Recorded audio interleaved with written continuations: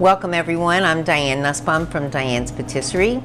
Today we are making a very, very special dessert, tiramisu, which I know many of you love to eat in restaurants all over the United States, and we first learned to eat it when we were living in Italy.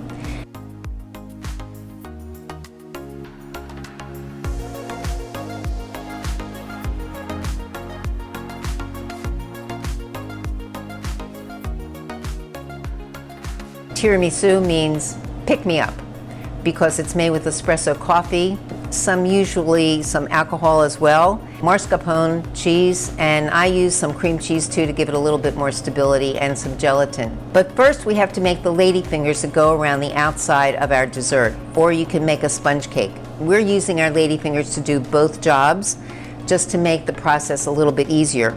So we've taken our rings, we've sprayed them with non-stick spray because we're going to be piping the ladyfinger dough in here, which is going to be the base of our desserts, and we're also going to be piping them as ladyfingers the way you see them here. So I have already beaten my egg yolks with a whisk to double or triple their size with sugar, and I've beaten my egg whites in the same manner. So the egg whites are stiff, the egg yolks are thick, and we're going to be folding them in together. So first we're going to take some of the egg whites, and this is a very traditional way of making desserts where you take some of the egg whites to loosen the egg yolks first. Just kind of, you don't have to get all the egg white away, but you just want to get these egg yolks a little bit looser because they're very thick. And then we pour all of the egg yolks into all of the egg whites. So this recipe that we're doing today actually makes a lot of ladyfingers. The nice thing about that is there aren't a lot of ingredients, and these freeze really well. And you can see that we've dipped some of the ladyfingers in chocolate. So you could make these, put them in your freezer, take them out, eat them with ice cream, serve them with fresh fruit. I mean, it's a lovely, lovely cookie, basically. It's like a little sponge cake to have available at your house. And so you can put them in smaller containers. Just make sure you wrap them really well. So the method that I'm doing is a folding method, over and under. And I'm just turning the bowl as I go. And I'm trying to get most of the egg white incorporated into the yolk. Because after we do this, then we're going to be sifting in equal parts of all-purpose flour and cornstarch, which gives the ladyfinger stability. So it's looking pretty good. There you can see a little bit of egg white, but not a lot. So I have a sifter, just sifting a little bit at a time. And again, I'm doing the over and under mixing and turning. Cornstarch tends to get stuck at the bottom of your bowl. So you see I'm kind of shaking it off. So this is a very important part of this mixture. So I first learned to make these ladyfingers when my neighbor, who was from Germany, and he was one of the highest levels of German baker, Konditorei, he was actually here in this country to help Tasty Cake make their Danish recipe. He was called a cereal baker because he knew the chemistry. But he loved to bake, and our kids were friends, and he would come and help me learn how to do a bunch of different things. And this is one of the things that he taught me. And Gunther would be very proud of me today if you could see that I was making his ladyfingers almost as good as him, because he was amazing. So I think when we made this batter in the bakery the other day, we got like 3 trays of ladyfingers. So it does really make a lot. So you can cut this recipe in half. This recipe is 11 egg yolks and 9 egg whites, and different amounts of sugar with each. The egg yolks get about 3 ounces of sugar, the egg whites get about 3.5 ounces of sugar, each beaten separately. So I'm using a plain round tip, and I would say that you really do need to use a pastry bag to make these ladyfingers. It's going to come out the best way. You could spoon them on, but it really they won't look good. And make sure that you have parchment paper if you're using a ring, but if you have a closed bottom pan or muffin pans, anything that you can use to make this shape if you want to make some individual desserts.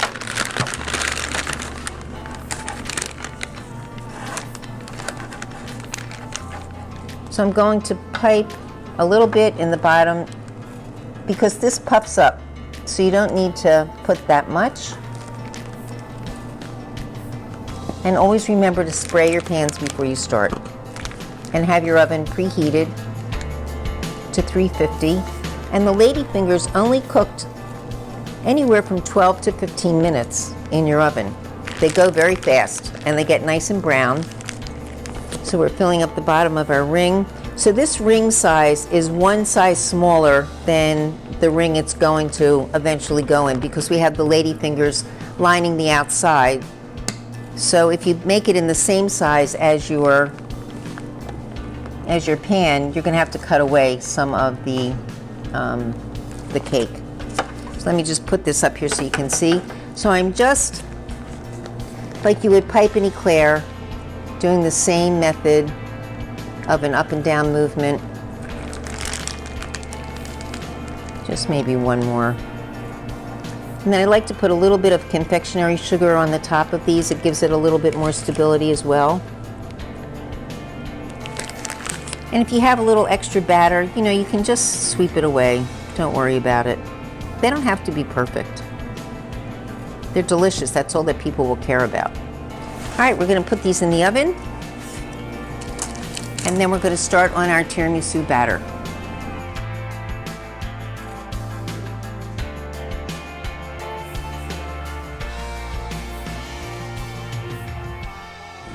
So let's give it a 15-minute timer. So when we are making our tiramisu, we use these plastic liners inside our pans because we put this dessert in the freezer to set it up more quickly. So you can use page protectors that you have, you know, if you have recipes in notebooks or anything like that, or any kind of plastic sheeting you can cut into the size that you need for your dessert. And I started a double boiler, so the water came to a simmer. We have egg yolks, or whole eggs, that have been beating with some sugar, and we don't want to use raw eggs. So we're making like a zabaione. We're going to cook the whole eggs very gently, and we've also dissolved 2 tablespoons of powdered gelatin in a 1/4 cup of espresso coffee. And this is going to go in with the egg yolks and the whole eggs as part of our mixture for the tiramisu. We also have 10 ounces of cream cheese, 8 ounces of mascarpone, and sugar. So all of these things are going to get mixed together with some heavy cream, and then we will have an amazing dessert. So I've beaten our egg yolks to a nice ribbony texture, nice and softly yellow. I'm going to put them in the double boiler. And the one thing with this you have to be careful of is the water is too hot, you're going to cook your eggs, you're going to have scrambled eggs, so we don't want that. You want to bring the water to a boil and turn it off. And just leave these here to get warm. And then we will put our cheese right in there. And the gelatin is also going in here. So it's good, you can melt your gelatin in a microwave. Go slowly, use 10-second intervals. Working with gelatin is like working with chocolate. You don't want to get it too hot. If it gets too hot, you won't be able to use it. So we actually use gelatin leaves, which are made from fish gelatin instead of beef gelatin. And it's very common in European products to use leaf gelatin. It's a little purer. I think it gives you a little nicer finished product. So I'm just mixing this together. Just want to make sure it's not too hot on the bottom. Just leave it on while we put our cheeses in. So we're going to put all of this cream cheese in. And it's good to have all of your cheeses at room temperature. They'll beat up much more quickly. So mascarpone is a very delicious, rich type of cream cheese if you've never had it. And you can use it for many other things. Some people make cheesecake with mascarpone. Some people do French toast with their mascarpone. I like to use a whisk if I'm doing eggs but I like to use a paddle if we're using an ingredient that's a little bit stronger, heavier, because I don't want to ruin our whisk. So we want to get this to a nice, smooth, creamy texture. And I'm going to put my mixing bowl in the freezer because we're going to be whipping heavy cream to add to this. And we always want our bowl and our beater to be very cold before you do anything with heavy cream.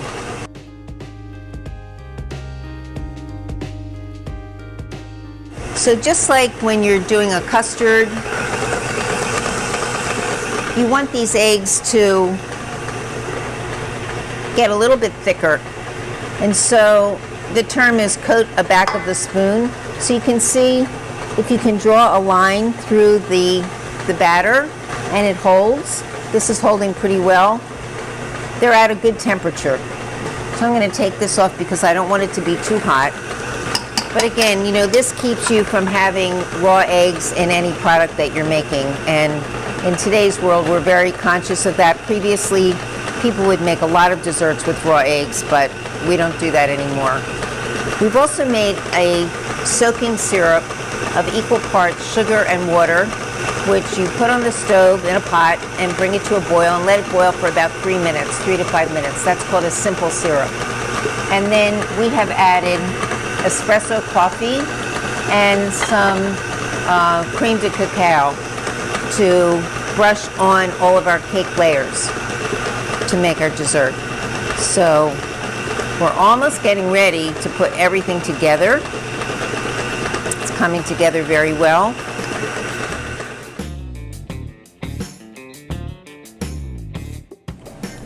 It's nice and smooth, no lumps. That's just what you want. So now I'm going to add our warmed eggs to the cream cheese. This also has the gelatin. So again, we're talking about temperatures. We don't want anything to be too hot, too cold, too different, because if you put gelatin into a very cold mix, it's going to make the gelatin set, which you don't want it to happen yet. We want to wait until everything's combined together. And this is kind of a soupy mixture right now, and that's fine. So you can see I'm scraping it from the bottom to make sure all the cream cheese is combined. So we're just going to set that aside for the moment. And this is the part where everything kind of has to happen at the same time. So you want to already have your mold ready to put your dessert in. So we've already dipped some Ladyfingers, and to make them stand up, we put parchment paper inside here because we're going to use the cake that's baking in the oven as the bottom here, and we'll be syruping that. So we wanted to get everything ready here, and also the rings that are in the oven right now are going to be the bottom, so they'll be making those desserts. We also were able to use a new product called Aquafaba. So this is in place of egg whites for those people who are vegetarians and don't want to eat eggs.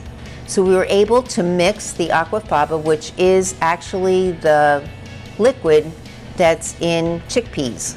And if you pour off the liquid from chickpeas, you can beat it up and it will act just like an egg white or an egg, depending upon what your recipe is. So now this company is making it into a powder, and you can add water to the powder to mix it up just like an egg. It's amazing. So we were able to make these little discs. They taste delicious. They taste just like a meringue that you might make. We also added some 10x sugar to them, and then we dipped them in chocolate. So that's our decoration on our tiramisu for today. I'm going to get the bowl out of the freezer, and we're going to whip up the cream and finish up our dessert. So for the summer months especially, we do a mixture of heavy cream and non-dairy whipped topping because it gives it more stability. So that's what we're doing today. It just makes sure that the product stays well, especially for restaurants that might be keeping it out of the refrigeration a little bit longer. But you can use all heavy cream. So we're going to be mixing this to soft peaks. I like to mix to whip the heavy cream first, and then add a little bit of the Rich's non-dairy whipped topping to finish it. So again, when you're whipping heavy cream, you do not want to leave your mixer because you will make butter. So I'm just going to get some of the Rich's non-dairy topping ready. And if it was a very cold day in your kitchen and you were making this, you would want to keep this mixture of the cream cheese with the egg mixture warm. So you might actually put it over a double boiler just to keep the gelatin from setting too soon, because it will.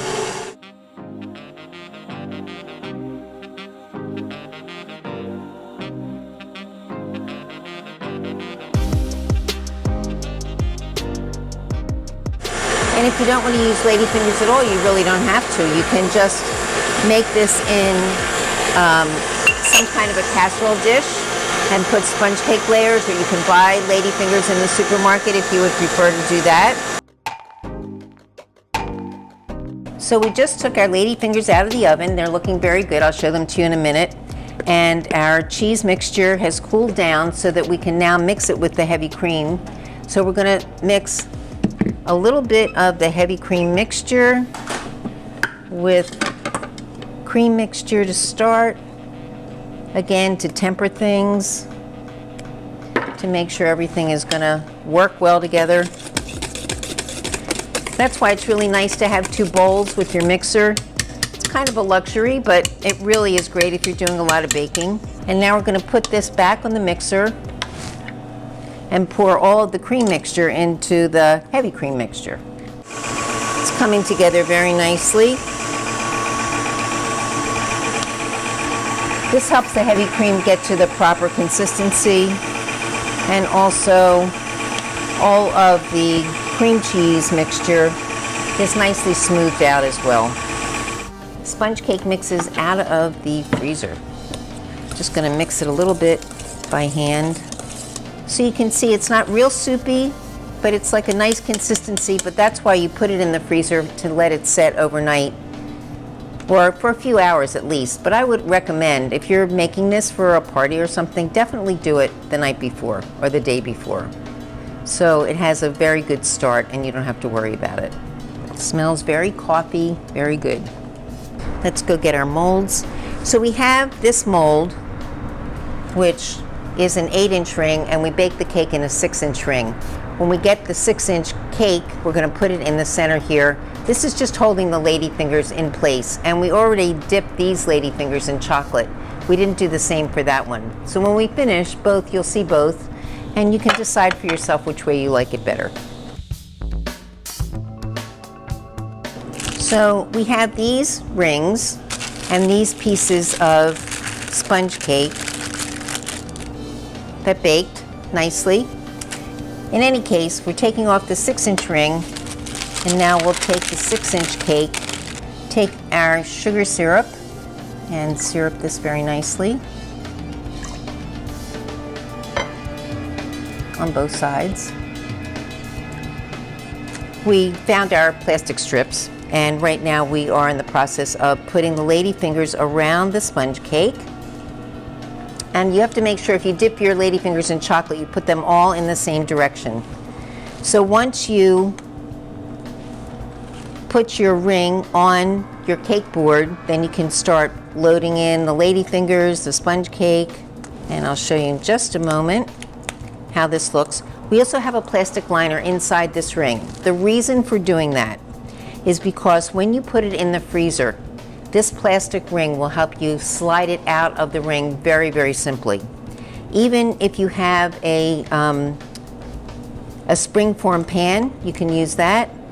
Even if you have a closed bottom pan, you can still put the plastic ring pieces in there, and they will help you get the cake, mousse, whatever, out of the pan. And you can see how nicely, they baked. They're just lovely. So you don't really have to make an extra sponge cake. You can just use this. So we're going to put these back on our parchment paper, because that way they're easier to move. Once you fill them up, it's easier to have them on a specific tray or something that you're putting in the freezer. And each one of these we've used before, so we know we have the right size. and we just slide them right into the ring. These are a little taller, which allows us to put whipped cream on here if we want up to a little bit above the ring, which we did on the ones that you see on display. We will, of course, syrup them. Because tiramisu, everything is supposed to be nice and juicy and syrupy. And this also helps you to fit it back inside the ring. So we're putting them all in. This way, when you go to put it in your freezer, you have a stable bottom that you're putting it in your freezer. So a tray or a board, anything like that, all good. With the cake, we're going to fill it up halfway, then put some more ladyfingers inside. For the individual ones, we're just going to fill it up as high as we can. And I can see that the mixture is already starting to get thick, which is good. And if you need a half of one, you can cut a piece off of the ladyfingers, it's okay. But it just makes a really nice border.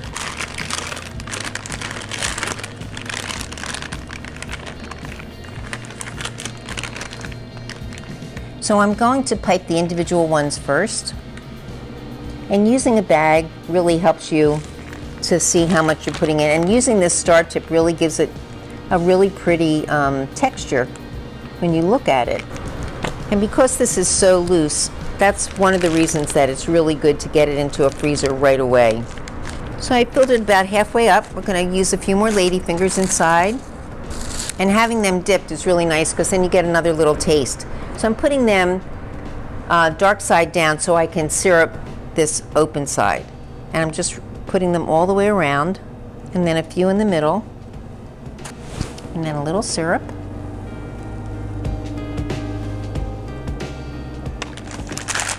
When we've made this for restaurants, we usually would put another piece of cake on the top so we could get even more syrup there. But for home use, I don't think that you really need to do that. I think just having the ladyfingers is fine. And what we've done on the display one that we have piped whipped cream on the top and then put the pretty decorations. So you get another layer of something, you know, very soft and delicious. So you can leave it like this, or you can add more whipped cream if you like. You can add more ladyfingers if you like across the top, because ladyfingers are special. And then of course on the individual ones, you of course want to put a ladyfinger on top of each one of those. Maybe a little dust of cocoa powder when you get ready to serve it. So I'm going to put this one up front.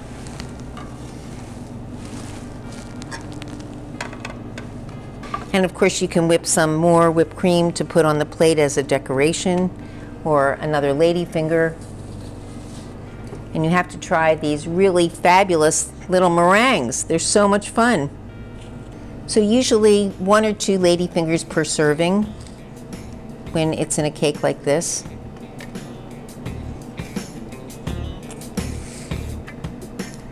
You can put an extra little guy there.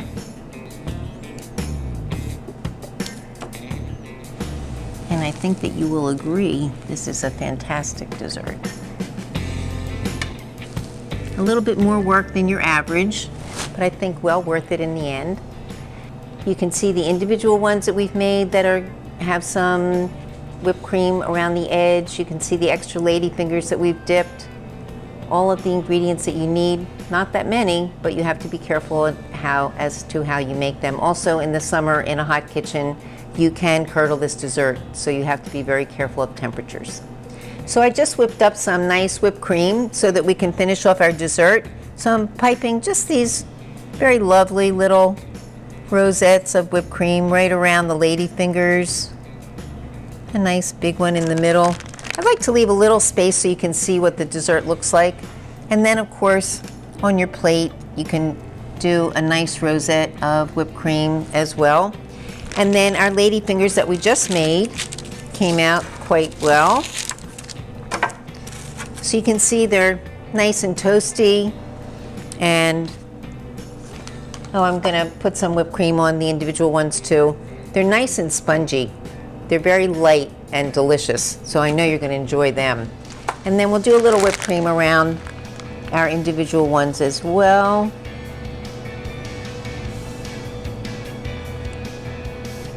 so that they can all go in the freezer, and then you're ready to serve them when your company comes. You have so much less work to do. Take advantage of using any materials that you have in your house, any way to mold something, use something that you already have. Don't feel like you have to go out and buy something special if you're not going to use it all the time. You'd be surprised when you think about things in a different way, how many different things you can use for what you need. So that's our presentation for today. We did a lovely handmade, homemade ladyfinger display that we've dipped in chocolate. We made little meringues out of Aquafaba, which is a wonderful new product that you can keep shelf stable. Our tiramisu, which was made with mascarpone cheese and cream cheese and heavy cream and lots of good stuff. A lot of nice, delicious espresso coffee, if you like coffee. So have a good day. Let me know if you have any questions, if you need any help with any of the parts of this recipe. It is a little complicated, but you can do it. I know you can. So thank you for joining me. Have a wonderful day, and remember to eat something delicious every day. Thank you.